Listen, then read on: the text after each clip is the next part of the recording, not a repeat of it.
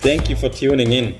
Today I show you what you can do if your Mach-E has unexpected wind noise at high speed. You have a gap here at the front shield and I just sealed it up. First I had to clean the entire surface and made sure it's all clean and dry. And once I was done with all the cleaning, I was able to check if the seal was right. So I found this beautiful seal which has a 3M tape on the bottom. I bought it off Amazon for like not less than $9, and I started just putting it on all the way on the outside corner and line it up with the gap. You just pull off a little bit of the two-sided tape and line it up, make sure it's pressed down firm, and even if you mess up you can pull it off again.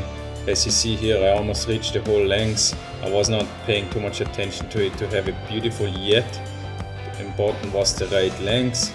So once I reached all the way to the end, all I had to do is get a scissor and cut it off, which you see here. Just cut it off smoothly. Once it's cut, you see lift it off again. Press it down firmly with the fingers.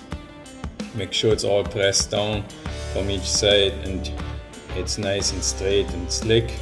And once it's all on there, it really reduces the wind noise.